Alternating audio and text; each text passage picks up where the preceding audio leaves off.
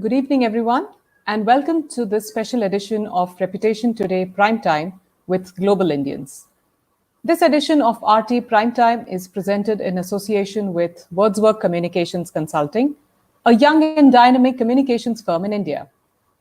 Reputation Today announced its list of 20 global Indians, the class of 2021, on Monday, 26 July, and today's panelists are part of that list. Today's session with these global Indians will lay focus on how Indian communication professionals thrive across international markets and survive new cultures. A warm welcome to all our panelists and the 100 plus registered participants who have logged in using the platform created by VirtueBlitz. This session is also being streamed live on our YouTube channel at bit.ly RT on YT. So if you are facing any problems connecting to the platform, you can always switch to YouTube, but without the option of asking any questions. For those who are attending using this platform, please feel free to ask questions using the Q&A box, and the moderator will try to pick as many as she can in the last 15 minutes. Before I introduce our panelists, let me remind you that the hashtag for today is RTPrimeTime. Please tweet using the hashtag RTPrimeTime, and don't forget to tag our partner, Wordsworth Communications, along with Rep Today Mag. I would now like to introduce and welcome our panelists for today. Please welcome Ashish Babu, CMO and Director of Communications for UK and Europe at TCS, and he is joining us today from Amsterdam. Bhavna Satyanarayan, Communications Head for Asia Pacific at BASF. She's currently located in Hong Kong. Chris Samuel, Director of Global Communications at US Soybean Export Council, and he's joining us today from Chicago. And Shruti Bose, Communications Leader for Asia Pacific at Roche Diagnostics, and currently located in Singapore. Moderating the panel today is Neha Mathur Rastogi, founder at Wordsworth Communications. Over to you, Neha, now to steer this conversation ahead. Thank you, Anubhuti. I'd like to officially say a good morning, good afternoon, and a good evening to everyone present here. This is one panel that has a massive variety of time zones, and the lineup that we have here today is incredible. Across from Chicago, Amsterdam, Singapore, Hong Kong, and myself here in Delhi. Very, very happy to have all of you here with us, and I'd like to welcome everyone to this special edition of Primetime by Reputation Today, powered by Wordsworth. We are talking to global Indian communications leaders today, each of whom have had an incredible journey, which everyone today will get to hear about and hear from their shared experiences. I'm hoping that will give us all a glimpse into the world of global communications, international markets, and cultures. So moving on directly into my first question, and I'm going to throw this at all of you. It's a bit of a googly, but I have to ask you, what was that one thing? What was the one thing that no one prepared you for when you stepped into the world of global communications? So the biggest veteran in this journey has been Chris. So I'd like to start by asking Chris this question. Cultural agility. I think fundamentally the ability, we have very diverse cultures in India. I'm born and raised in Bombay. I lived the first 6 years of my life in Africa and then came back to India and lived there thereafter. But when I went to Singapore and was across Asia Pacific or moving to the United States in global roles after that, it was cultural agility, the ability to develop one's muscle in order to engage, energize, and empower the teams. It's a different journey. It's very exciting if you embrace it, but it stretches you in very interesting ways. Excellent. Agility is absolutely something, it's bang on. Bhavna, what about you? I think I would totally second what Chris said. The cultural diversity and market like Asia Pacific, really understanding markets starting from ANZ, Australia to Korea. They're just so different. It's not just one Asia Pacific. Usually, people look at Asia Pacific as one. It's really not that. So understanding cultures, understanding people. I think most importantly, also understanding the sensitivities in each of these cultures is what really is very interesting, and nobody prepares you for that. I mean, you think that coming from India, you sort of understand these diversities, but it's really at a much bigger scale that you're playing with here. Very true. And Ashish, I believe you've seen that from a European perspective, having worked in UK and now in Europe out of Netherlands. What was it like for you? I think there have been some good answers by Chris and Bhavna. I think India, is a great place which trains you to think diverse, be agile, ability to assimilate with new cultures. And I think that's the whole thing, when you go abroad, is that ability to just, sink in yourself. And I think be open to new things. And I think once you do that, ultimately you're speaking to humans. I mean, humans care about good stories, humans care about good food, humans want to enjoy. So there's nothing different, what we do in India and what we don't. We all love the sun and we all mourn in the winter. So it's common. So I think that's the simplest thing. And that is what I did, like both of them. And I'm sure that's a consistent story for all of us. Thanks, Ashish. Shruti, what was your big surprise, or were there none when you moved to Singapore for your new role? Well, I have to say Singapore is a safe landing spot. If I'm honest, outside of India, maybe you can compare it to Dubai. And I think that what was surprising to me was the importance of the Jugaad mentality.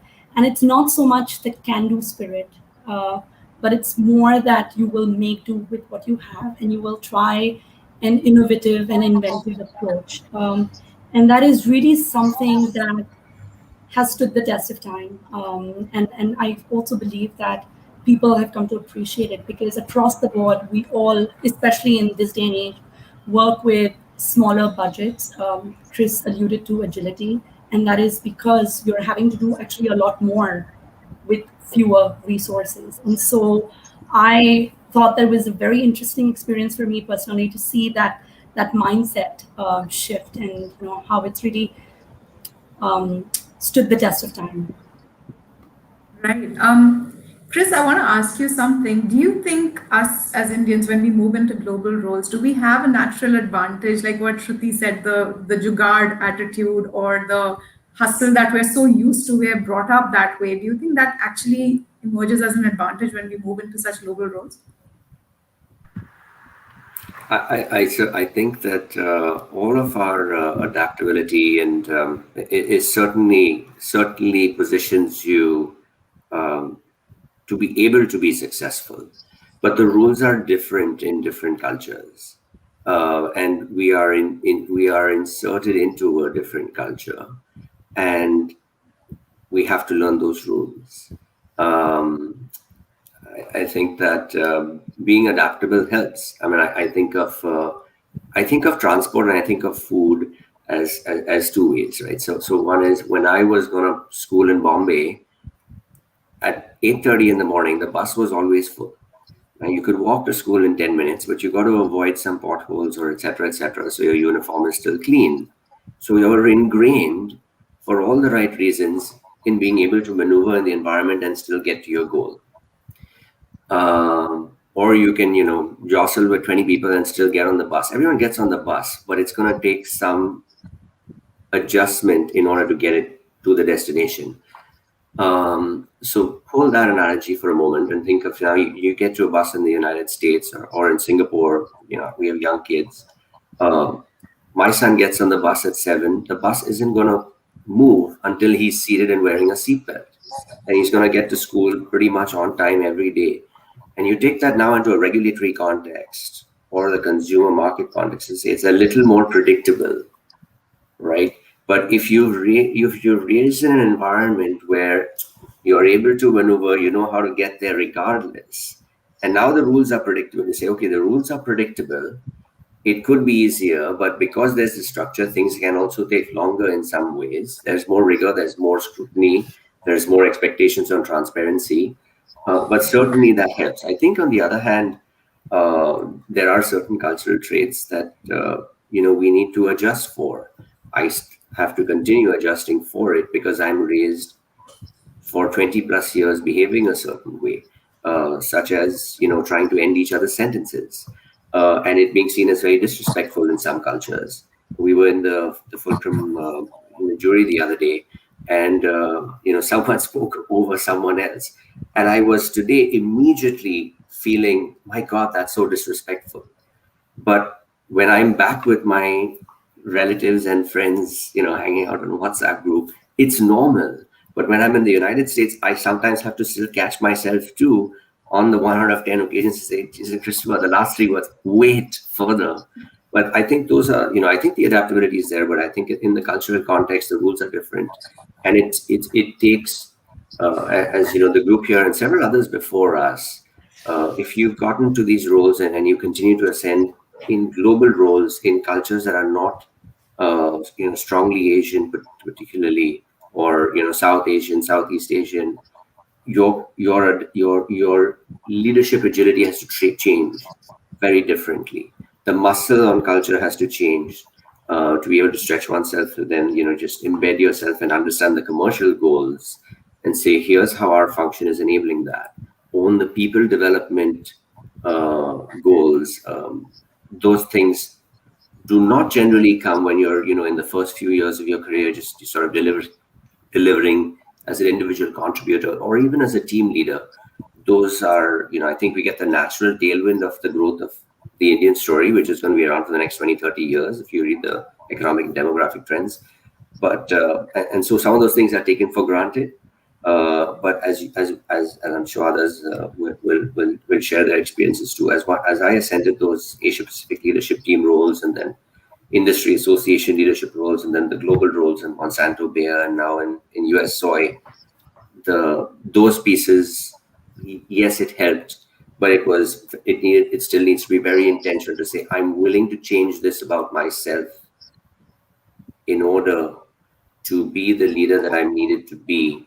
I value personal growth to the extent that I retain my core values, I retain aspects of my style, but I do have to modify certain behaviors, push myself to learn the commercial, the regulatory, the cultural context in these key markets, the one that I live in, but the ones that I have to succeed in. And that takes, I think, a learner mindset, irrespective of where you come from. Absolutely. Ashish, look at yourself. You mentioned that you're a history graduate, and now you're working around engineers when it comes to TCS. So that shift to being able to adapt to the kind of people that you have to work around, how does it actually work? Being a PR or a communications professional means that you really, really need to be able to be relatable in as many words with a very, very diverse set of people. So how has that worked for you in terms of the pivot that you've made over your time span in your career? That's a great question. I think, I always think I'm an outlier. When you're an outlier, you think differently. And one of the things is, I think everybody spoke about adaptability. If you're going to work with engineers, they think black and white. As a comms professional, we are emotional. We always think about a journalist first. We think about a story first. So I think the important aspect is, you got to educate the audience about the value. Otherwise, you will always speak the language which you understand, and they will always think about you as somebody who's a function. So my consistent, ability has been, spending time in India, working with the consumer on the consumer marketing side, and moving to a B2B. I really had to think about the evidence. Every piece which I did, what was the evidence? How did it help the business? How did it help it grow? And also you need to insert yourself right where I always say, when you work with sales, it's like a boxing ring. You have to get used to getting punched. You can't sit on the sideline and moan about that, oh, they don't understand me. What have you done to make sure you're in there? I'm sure Chris is smiling about that. And that's being a communication professional, that language which I spoke helped me become the CMO for this region. So, you have to think about growth. You have to think about reputation, but you got to speak the language which is easy to convey. And for me, I think the simplicity of this is you're speaking to humans. We're in the business of convincing. You got to back it up with data, and when you get something done, you got to back it up with data which matters. So I think that's what I've consistently done. And one thing I always say is, every business leader I've worked with, every colleague I've worked, I've only focused on 3 things. Everyone's on a journey. Somebody wants to, move from a marketing head to the role of sales head. From their family, they care about their family, they care about the community. So you got to look at those 3 things, and more often you would succeed because the rest is expected. You have the skill. That's why you've been given that job. So a lot of my time has gone in that, is helping them in their journey and telling them what I can do for them. I think that's it. I think rest is all, it's not rocket science, and everybody knows it how to do it. Right. No, that makes absolute sense, Ashish. And in fact, Shruti, even for yourself, how big a role do you think the local culture plays for you to get more effective? So, when you moved to a market like Singapore, which is actually a bit more cosmopolitan, but still it's fairly different from what we're used to here. Did you take some time to understand these basics of local culture, like what Chris said, something as simple as not talking over someone, which is considered possibly rude in one context and not in ours? What were your initial experiences with that? I think this is a great question, simply because one of the things that I did, and now when I look back, maybe it was a subconscious decision, was I gave myself the permission to fail, because I was coming from India, which is a single market, to a role that was across Asia Pacific. And, as everyone else on the panel has said, there are different contexts, cultural nuances, local needs that we have to be mindful of. And I think that mindset really created this shift, because it made me realize that I don't have necessarily all the answers, and that it is okay to reach out and find a tribe of peers. In my first week landing in Singapore, I reached out quite proactively to folks that I knew back in India. There is, again, a very sizable community of communications professionals. If you worked in the agency world, you know someone somewhere that knows someone somewhere, and that really helped. The other thing that I also feel I did was to find a mentor. And that sometimes is really important, because you can get the peer-to-peer coaching, if you will. You're going to get some insights and great advice from friends and colleagues, but you also need senior visibility, and an understanding of people that have been on the path that you are, and learn from them. Because why would you want to reinvent the wheel? If someone has done something great. And for me, I also realized, and this is just a personal experience, we talk about the glass ceiling very often, and I also faced the cultural ceiling, because there were instances where there had been communications professionals from India that had come and had not succeeded. And, it was, so I did come with, against, I would say, a preconceived notion that all I knew was what works in India. And I had no clue about an Asia Pacific landscape. And what people, I think, didn't take into consideration was the fact that everyone is on a learning journey. I mean, even the CEO doesn't necessarily become the CEO in his first job. He has to work towards it. And I feel like that allowed me to be courageous in more ways than I thought I was before, just generally as an extrovert and, working in India with fellow Indians. So I feel like some of these things have, really, really helped. Makes sense. Bhavna, coming to you, you made a more recent move just back in 2019. Do you recall a bit from your initial days in your new role there? And were there any challenges? I mean, a lot of it sounds so great on paper, and everyone, probably most people listening in, are saying, wow, I want this role and this is what I want to do. But what's the reality? I mean, I'm sure it's not that easy, right?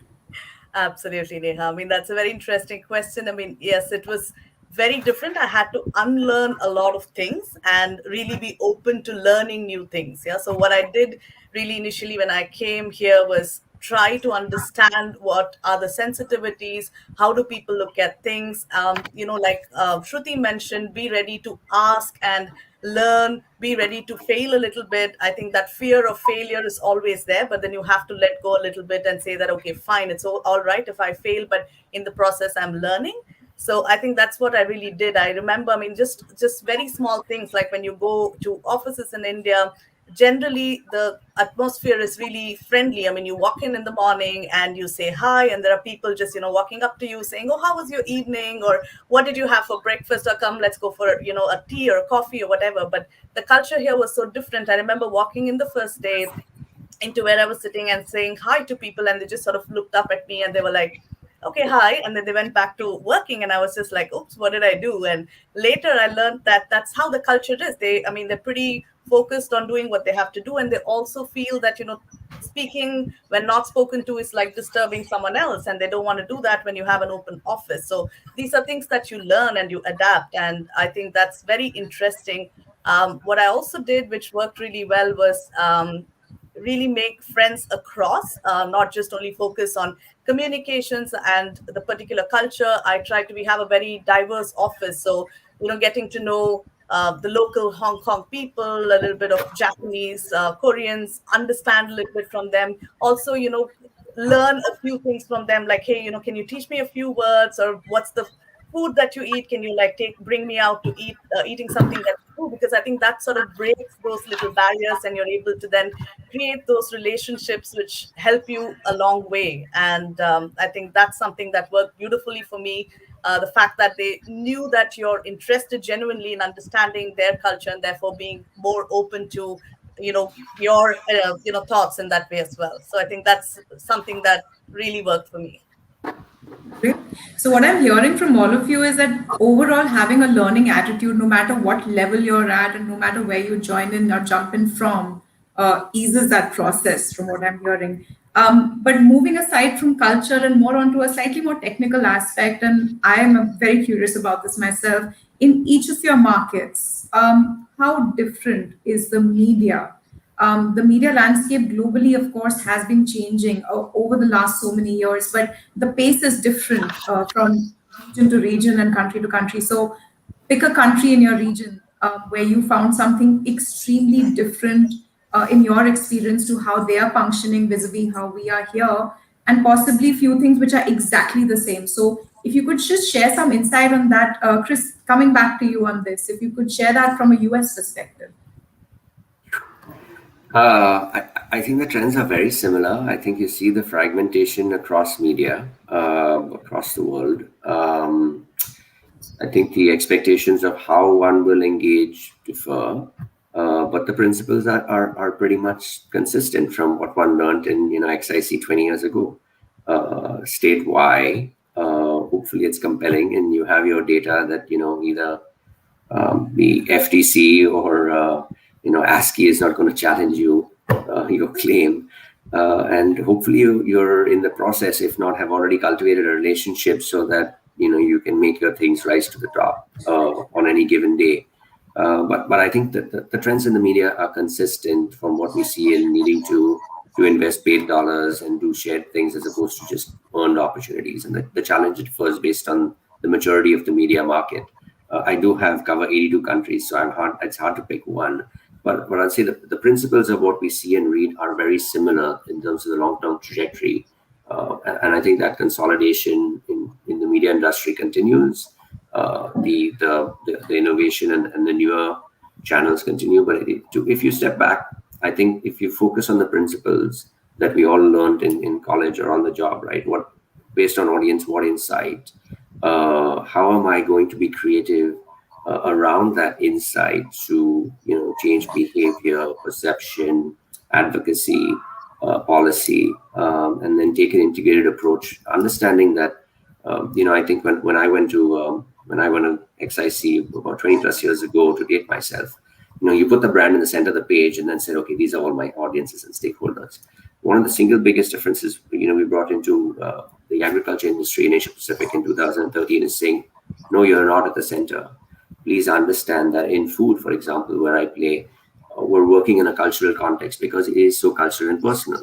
We're working in a country context where governments and large organizations, companies, NGOs set the vision for nutrition and food security, environmental sustainability, livelihoods, all of which are at the intersection, or agriculture is at the intersection of. So you have to understand, at least in the food and agriculture sector, what is that national vision that the governments that you're dealing with, or the United Nations multilateral forums, and the large sector players, NGOs, private sector, have envisioned.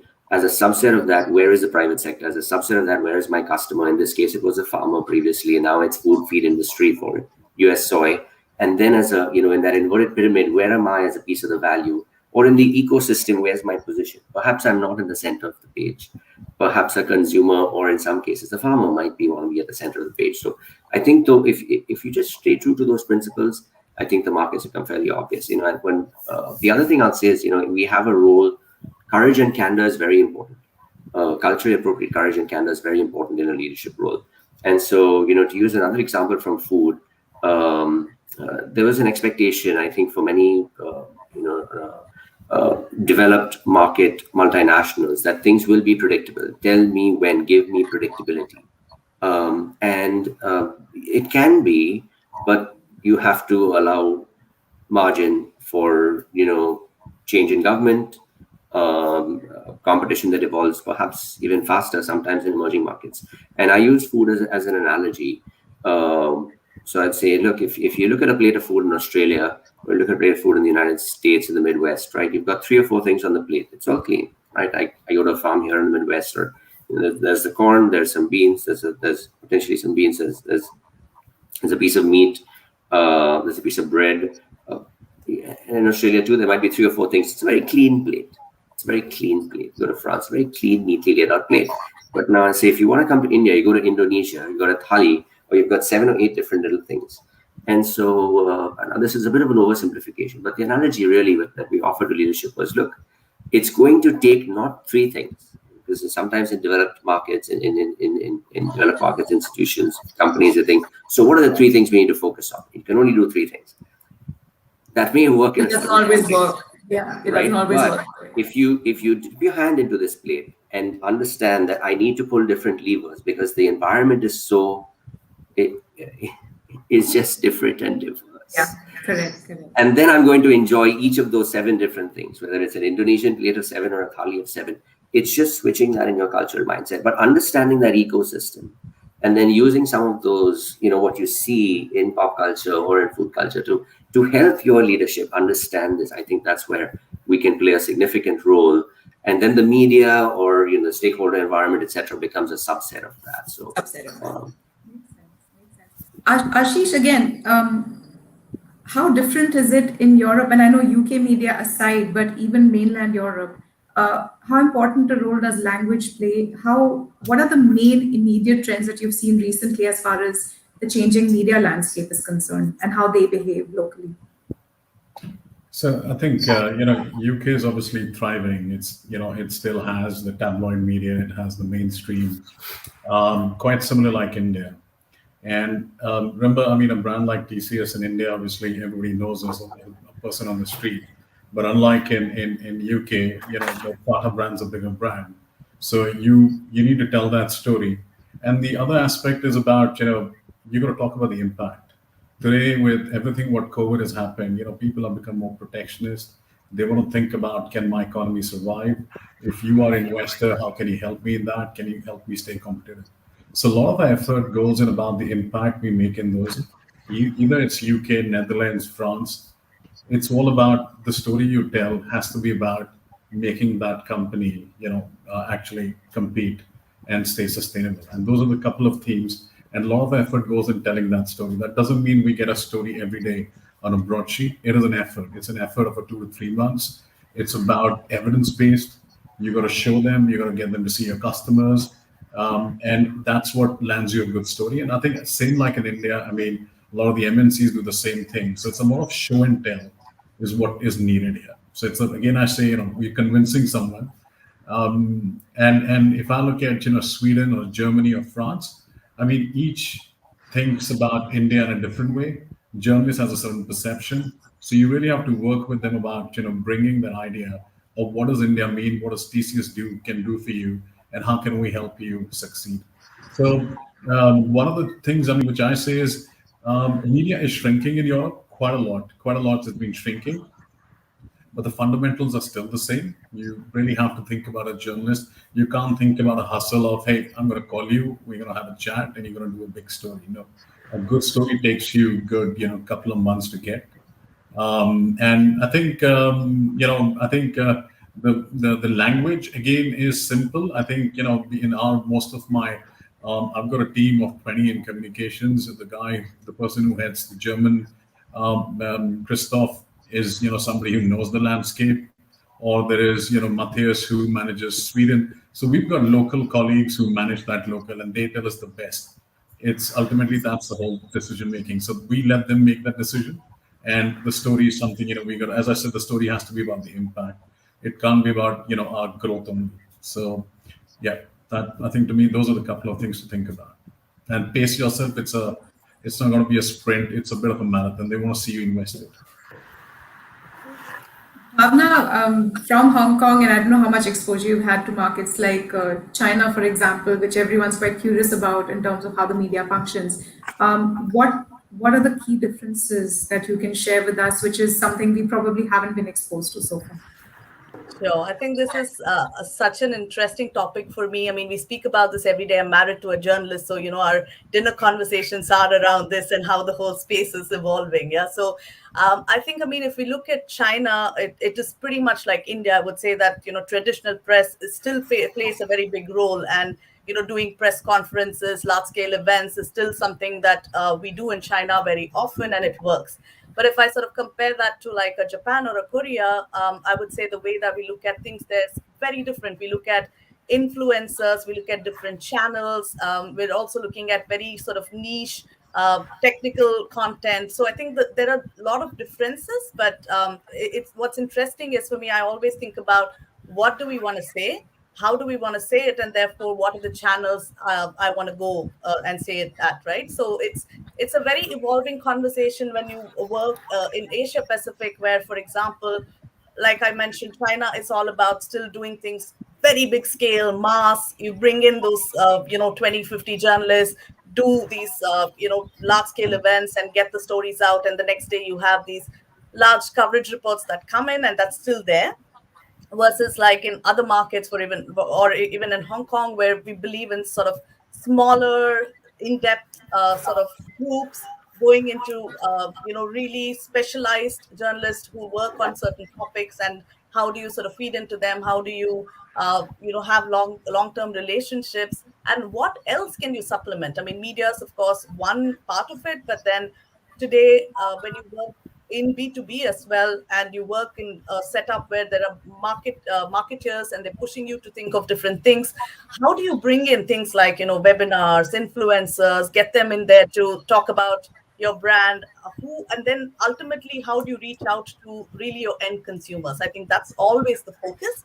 And I think Ashish mentioned this, stories. I think this is what really works. Yeah. And how do you take those really complex things, work it into interesting stories, bite-sized things that people are interested to know today? Because again, we were talking about this, there's just so much fatigue around these webinars and all these things that we do today online. So how do you make it interesting is what I think everyone has to think about. And that's what we do constantly, because where I work also, I mean, we have so many different businesses doing different things, right from agriculture all the way up to things that go into personal care and home care. So how do you tell those different stories, and how do you go behind people who make the difference then for your stories?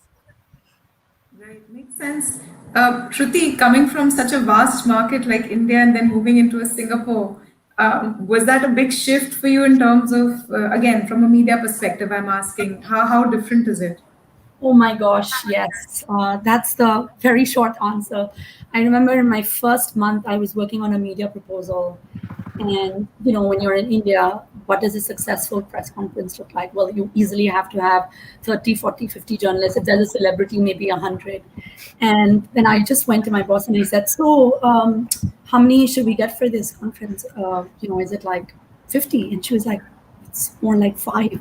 And I think that reality check of Singapore as just one example of an APAC market, Hong Kong, Taiwan, etc. They also have strong media, but it's not as big as China and India. And I think that because I've always been in healthcare communications, the good thing was that the kind of storytelling and the kind of media pitching that we did in India, which is what does it mean for the patient? And again, people spoke about impact in different industries, I think is the mainstay, because you might have the world's best drug, but if it is $1 million and it has to be paid out of pocket, what does it mean? It's great innovation. And of course, the company has spent a lot on R&D, but how do you justify that when you can't save lives? And I think that some of this, muscle as we will, in terms of storytelling and figuring out what works for journalists in Maharashtra versus West Bengal versus the South, and kind of bringing that mentality just into a country lens definitely helped. The other thing that I would say is slightly different about media in the advanced countries, especially in Asia Pacific, is that they've been there, done that. They've all mostly moved to digital. So now it's about what is it as a company that you can offer to them. And what we're finding in healthcare communications is many of them are working with either freelancers or young journalists that may not be dedicated science writers, and investing as a company or as a partner in helping train up, helping them connect with advocates and experts in different parts of Asia Pacific, maybe from other markets in Europe or the US, is also something we appreciate. And building that is something that I think works beautifully. And I feel like for the developing markets, from a media standpoint, what they really appreciate, the journalists, is if you can, and I don't want to use this word loosely, but like a fam trip where they can come to another country, an advanced country, and see what a center of excellence looks like, what goes into the making of diagnostics products or healthcare products. Not to say that we don't have manufacturing facilities in India, and many companies, of course, have that in healthcare. But those are the kind of things that are very appealing for journalists universally. And I think that just a little bit of a distinction I would say in APAC is the advanced and the developing market media sentiment. Actually, they coexist within the APAC market, so that's pretty interesting. I noticed also that we have an interesting mix of two people who have completely specialized in certain sectors. Chris, I think it's been a couple of years now for you in the area of agriculture and food. And for Shruti, I think healthcare is something that you've been championing for quite a while now. And on the other hand, Bhavna and Ashish have pivoted to a certain extent sectors through the course of their career. So now taking that in the context of how did that help in any way, if at all, when you made that global move? Chris, starting with you, I mean, you have built a career in a sector. Do you think that's an advantage, especially in international markets? Do people appreciate you more? Does that give more growth prospects when you choose to deep dive into a particular sector? I think that, again, it's at the hiring stage how talent is seen. I think in the United States, as I'm sure in large parts of Europe, Australia, there are a lot of specialists. And in the emerging markets where we come from, where we're born and raised, there are more generalists in the function. So in my background, I spent actually the first 4 years of my life were in Shell Marine Lubricants doing demand forecasting and pricing. I then pivoted to communications, and after my post-grad, and was in Madison and was the head of the account on Procter & Gamble brand corporate PR for 7.5 years. That very early stage consumer centricity, institutional processes that got embedded in my DNA in formative years helped me when I came to agriculture, which had some runway on some of those things, but tremendous impact on the planet. I will say then, coming back to where I am living and working today, there is a certain approach to how talent is selected. It is difficult if you haven't been in healthcare in the United States to move into healthcare. It's not impossible, but you have to look at the leadership team in a large healthcare company or in a large, especially in some of those healthcare or tech, to see that has that leadership team always played in that sector, or is there talent that has multi-sector experience at the leadership team? If yes, then that company is likely to be open to people like us who have had energy or consumer products, industrial or food and ag background. And that differs by market.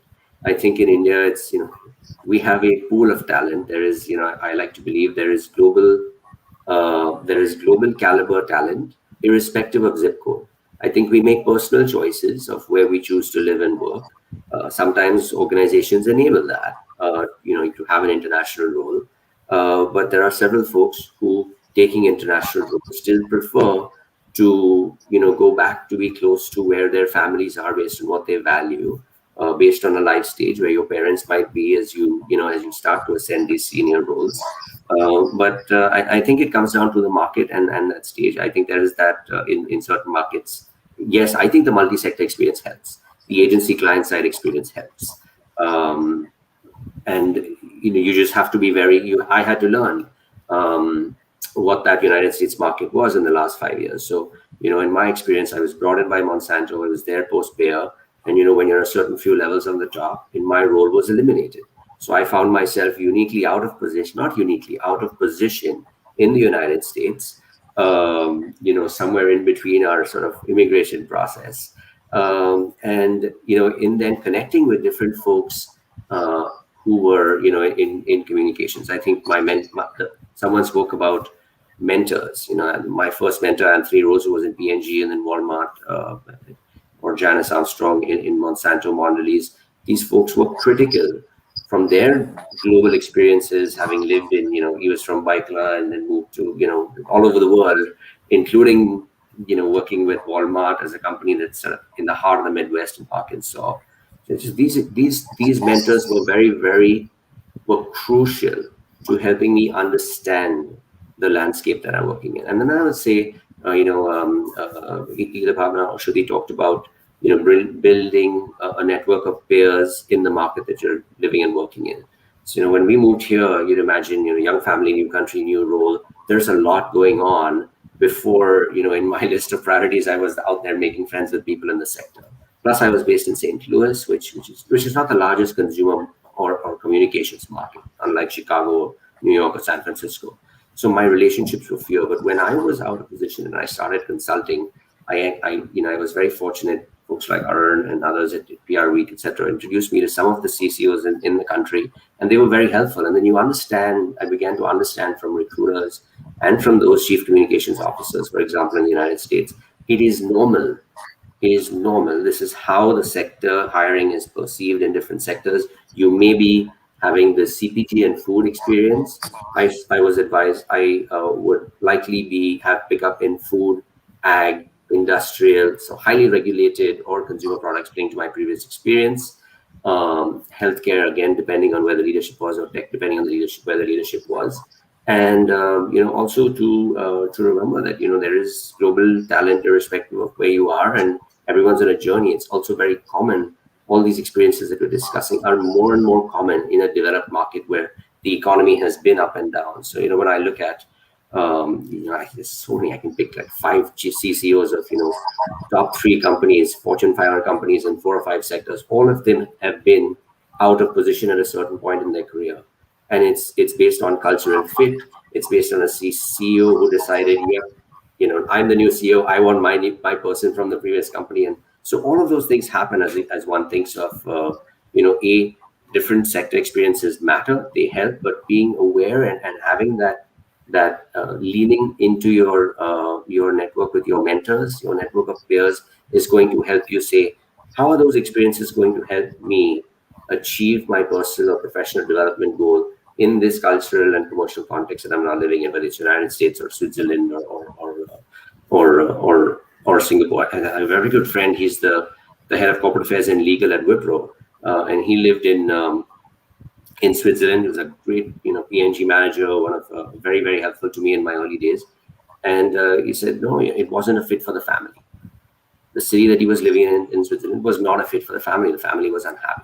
So we can have all these things, but that's a very, very important aspect, the family piece. We can talk about it later. I think it's very important for people as they think about these things, for the family to be successful. But some thoughts there.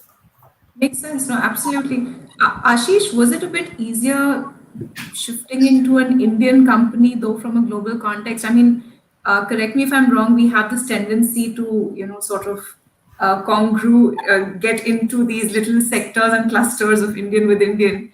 And, or did you actually push yourself to, like what Chris said, make those local peers, find that local mentor, push yourself out of that comfort zone, especially with the fact that you are still working with an Indian company? Yeah, so I mean, as Chris said, I mean, I'm a deep generalist. That's what I call myself. So my ability is to constantly do things, is keep disrupting myself when I'm in a new place to learn. The more you open up, the more you learn. which is on the culture and also in terms of an SME or subject matter. Ultimately, I spent my formidable years, if I can just look at in Genesis, looking at the tech sector, and then I absolutely got fed up and then moved from Bangalore to Bombay to look at finance. And then, I ran from more tech. The more I ran from tech, the more I got pulled into tech. So finally, I landed up in TCS, which was never my dream, but that there I was, but I always thought tech as an enabler, not as a technology. So, I think that's been one of the things, and so when you make it simpler to understand the subject and communicate the benefit, I think you succeed. If you make it complicated, you bring in it's confusing. Now, from my point of view, when I moved from Bombay to London, it was quite a shock. I mean, London is a mecca for comms professionals. Every journalist is comms. I mean, the Labour Party, the Conservative Tory Party, all their, PR heads are ex-journalists and Daily Mail. And one of the things you realize is they have the language. They use the language so well that, you really have to understand, there's a story in a story. So it takes you time to understand. You need to understand the class. You need to understand who's private school, who's working class. So just because you've got a title, that doesn't mean you get privilege. You need to get in there. You need to understand. I read a book called Watching English, written by a Canadian lady, which was quite interesting for me to understand the culture. I mean, in a lot of it, what you see in UK, we have it in India.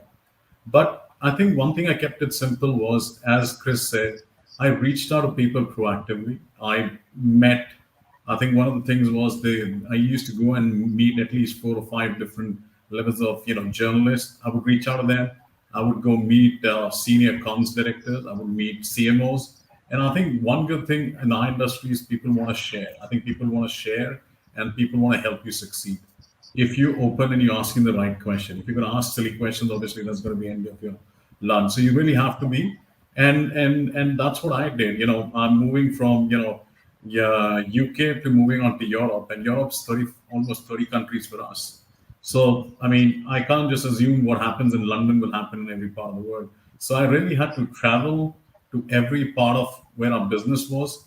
And most of the talent we have is local talent. And most of my colleagues who are in my team are actually, by the way, more senior than me. Somebody who's spent, 20 years in Heineken, someone who spent 15 years with Swedbank, which is the largest Swedish bank. Somebody's come from Capgemini. And one of the things you got to understand is, in India, it's about, if you're the boss, you take the lead. But in Europe, and I'm assuming on the Western world, is how do you arrive at decision making? You have to enable people. It's art of listening and making sure as a team you make decisions together. Then only you succeed. Otherwise, you're going to keep throwing your lovely point of view and it's going to go in a dungeon. So a lot of my time has actually gone in that, because learning what is behind, so that then I can, as a leader, give my team the confidence. The second, my ability is to make sure when they have that decision, they're able to get it done in the complex environment. So yeah, it's an interesting journey, and I think that's quite humbling for me. And that's what I do every day. Great. Thanks, Ashish. We have a few questions from the audience now, which I'll direct to you all. The first question comes from Ratnanjali Singh. She's asking, did you plan to go abroad or did it just happen by chance? Shruti, can you take this question up, please? It was a happy plan in the making, because I've always been in healthcare communication. That's been my passion, even though I didn't know it starting out. And so a couple of years of working in India, I decided, where next? And Singapore or Hong Kong made sense, because most of the regional healthcare companies were headquartered here. And it just so happened, and this is a very random story, a random incident, but somebody from, a headhunter from a PR agency called me and she said, we have this role in India, are you interested? And this lady was looking after APAC recruitment. And I said, thanks so much, I'm very happy where I am. The only way in which I would even consider moving is if there was something in Singapore, because this is where I see myself going next. And I honestly did that because I didn't know at that point how to say no, more polite way. And I did not think that something like this would come about. Also because in the company I was in at that point, they said it was very hard to move to Singapore. Lots of reasons were given. And as luck would have it, she reached out and said, in fact, we do have an opportunity. It's a step down. Are you willing to consider it? And I thought, and Chris again made this great point about family. I didn't have a kid then. I had a very supportive family, and they were like, it's your call. Like, if you want to go, feel free and take the plunge. And that made the decision very easy, I think, for me. And the other thing that also happened was the people that I'd worked with. And this is why I talk about the power of your network. And it's not about, which I used to do when I was younger, is like randomly handing out my business card to every person I met. Is maybe what you learn not to do as you grow older and hopefully wiser. And the people that I was working with, many of my clients, the head of comms for Sanofi in India, the marketing director for Pfizer, I gave them as my references. And they said such great things about me to my hiring manager in Singapore that it became very hard for her not to choose me. And I just thought I was doing a good job. I didn't realize what an impact people can have when they're advocating for you. And that is something that we don't necessarily spend as much time thinking about. And I can only speak for myself. When I was in India, it was really about my friends at work, and I needed to have that family atmosphere. And, I met my clients and my, people in the work context purely for business reasons. There was never hanging around. And also considering Bombay, you travel from one end to the other, it's like 2 hours of your day gone. I really minimized those kind of interactions and industry networking. And I now come to realize just how important that is and how helpful it is, in situations. And again, Chris, I thank you so much for sharing this very personal story, because I really feel like sometimes the challenges that we face and what is not perceived as a success can be our greatest learning and our greatest blessing. And I'm so glad that it's worked out for him. And I think also in the industry that I am, diagnostics, I can tell you 9.5 out of 10 people had no clue what the hell diagnostics was. And today, every single person is talking PCR. And it's like very specific information that even the grandma in a household knows. And, it just shows to me that there is a lot of power in communication and storytelling. And, Ashish has also spoken about simplifying. And I feel like there's a lot of this. And the most important I'd like to say for, everyone listening in is, think about yourself as a brand. We sometimes spend so much time crafting a narrative and messaging for, the senior leaders and coaching them and working for the company that we forget that there is also a brand. And, in speaking to this storytelling coach recently, she said, if you don't define your USP and your value, somebody else will define it for you. And that is the single most powerful thing I've heard in recent times, because it is so true for all of us, in our careers, irrespective of which function we're in, and frankly, irrespective of which part of the world we live in. Right. I have the next question from Meghna, and Bhavna, if you could help out with this one. Are the first few weeks and months in a foreign location scary? Actually, yes, it is. And to be honest, we've as a couple, my husband and I have moved a lot of cities even in India. But then, when I made this international move, I was alone. My husband was joining me later because he still had to wrap up things. So I was really alone setting things up here. And I thought, oh, it's okay. It's easy. I could do this. But it was pretty daunting. I mean, a lot of things are different. You come in here, you're trying to settle in, you're trying to understand the food. I mean, you're still in Asia. You can always get the food that you want, but there are differences to everything. And I mean, I can just tell you the first day I sort of moved into this house that we took in here, and it was the simplest thing. Like, I didn't know how to switch on the water heater because it was a completely different system, and I was sort of struggling with it. And I remember having this really cold shower, and I'm like, oh my God, like, what am I doing here? Did I make the right decision in moving? Because I had nobody around to help me. I didn't have friends the first few weeks that I came in here because I was still establishing my network in that sense. And simple things make it difficult. But then I think it's all about taking it in your stride and saying that, okay, I can do this. And, what's the worst that can happen? Yeah, I mean, it's fine. You learn things as you go along, and then you start making friends, you understand things, and it gets a little easier. But definitely, I mean, the first few weeks are a bit daunting, are scary. You're constantly sometimes questioning, did I do the right thing? I mean, I was comfortable in my own home country doing, what I was doing. Of course, I wanted a different experience. Is this right? So you do have these questions that come up, but I think once you sort of settle in and you start seeing the place for what it is, and really understanding different things that you're going through, it makes life a lot more easier, and then you start enjoying it. So, I mean, even instance, I mean, I can share a really funny anecdote. I'm petrified of cockroaches, and the day we moved in to this house, I sort of like the first thing I did was look around and say that, okay, I'm so used to having someone always help me out if there's something like that, get rid of it, and this time I had to do it alone. So I'm like, how am I going to do something like this alone? Yeah, and that sort of makes you really courageous, and then things like figuring out how to get it to work, and then even there understanding what works, doesn't work, and simple things like in India, if there's a problem with your laptop at work, you have an IT person sitting there, you just walk up and you make friends with the person and say, can you help me? But in here, the difference was that everything was just given to you. You had to figure it out. If you had a problem, call like a central desk. And these are small things, these are small struggles which initially make you feel like, oh, did I take the right decision? But I think these are just small hurdles to cross, because once you cross those and you settle in, there's just so much learning that comes your way. I think it sort of offsets everything. Very true. Absolutely, Bhavna. We have literally 4 minutes, so I want short answers because I want to take up all the questions. We have 2 more questions. Ashish, if you could take this one up. It's from Rehan Lahiri, asking if it's easy to get a job overseas after having worked in India. What are the realistic job prospects, according to you?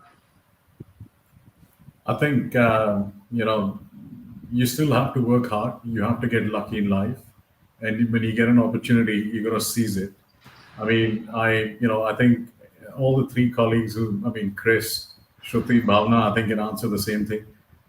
It's funny, it's destiny. There are many times you keep aiming that you want to go to US, you want to go to Europe. I mean, jobs are shrinking, let me be honest. I mean, but don't stop dreaming. I think what you need to do is prepare for what that job is going to be.